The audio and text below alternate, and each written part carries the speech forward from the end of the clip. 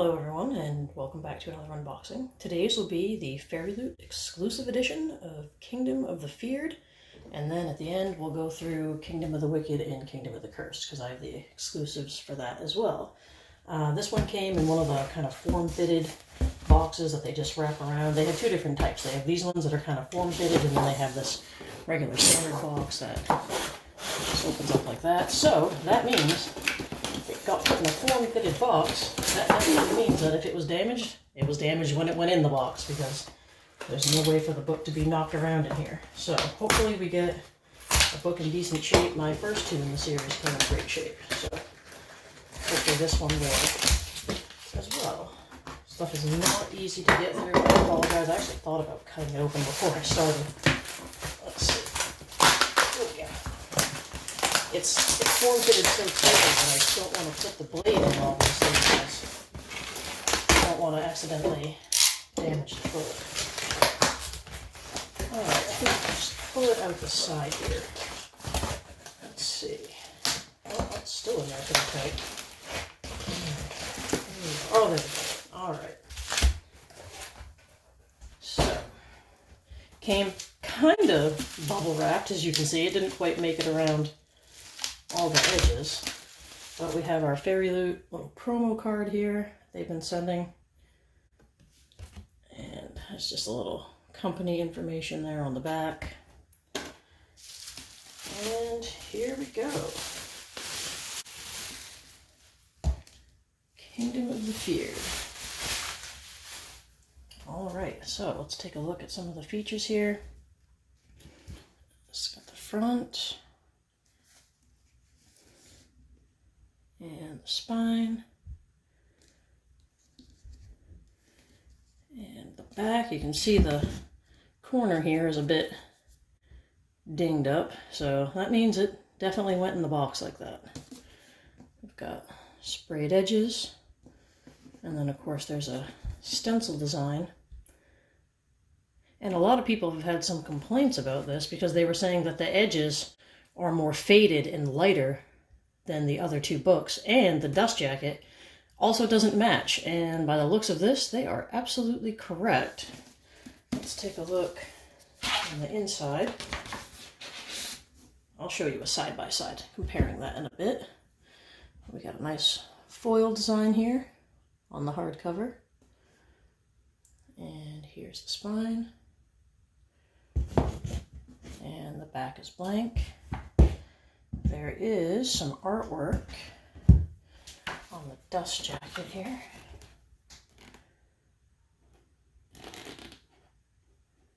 Wow. Now that is a very nice dust jacket. I'll move it closer so you can get some closer details here, because that is definitely worth looking at. Very nice. Dust jacket's in halfway decent shape. Like I said, there was a dinged up area. I mean, for a Fairyloot book, it's pretty good. I have certainly seen worse. Let's take a look on the inside. Okay, there is nothing on the end papers. And there is, I believe this might be a printed signature. I don't believe that's hand signed, but it'll come up in the captions rather. Okay. So now we're going to take a look at the other two. And I do want to put these side by side because I think people are right. I think these edges are quite a bit lighter than the other two. Like if you compare it with the Kingdom of the Wicked book, you can see how much darker the stencil design is. This is very faded, almost gray instead of black, which is interesting. But here was Kingdom of the Wicked. And of course you already saw the edge. There was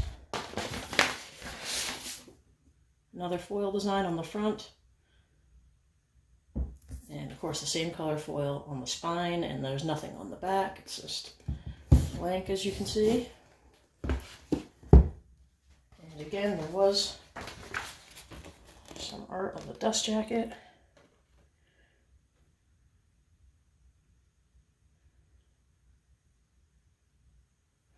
And this one, oddly, had a signed bookplate. Just another way that these editions aren't really a matching set, so to speak, because there's too many differences in the features. I mean, they're not huge differences, but there's certainly differences. So I can kind of see why everybody would be a little bit... See, here's Kingdom of the Cursed, and you can see it's the same thing. You can see how much darker the edge is here, and this one's faded and it's gray, not black. I'm not really sure why they would have done that. And black on the top and bottom, just like the others. There's another foil design here on the hardcover. They matched all the silver foil, so that's nice. That's a good thing. And this one, I think, yes, okay, this one also had a book plate. And as with the others, there's some art on the dust jacket. All right. Yeah, I'm not sure why they would have changed the coloring like that. I mean, for me, it's not a deal breaker. I mean, I got the book in halfway decent shape, and anytime that happens with these books from Fairyloot, I kind of feel like I had a bit of a win. So I'm going to see if I can maybe better show the color differences on the dust jackets, because they're saying that that's another difference. It's almost like a reddish kind of maroon tint to it. So let's stack these up and see if we can detect that. Oh yeah, there is definitely a difference here. I'll pull this camera down a little bit, see if we can see that up close. Just zoom this in, see if it's easier to see. Yeah, you can see this has almost like a reddish, there's like almost a reddish tint to Kingdom of the Feared, whereas these two are the exact same black color on the bottom.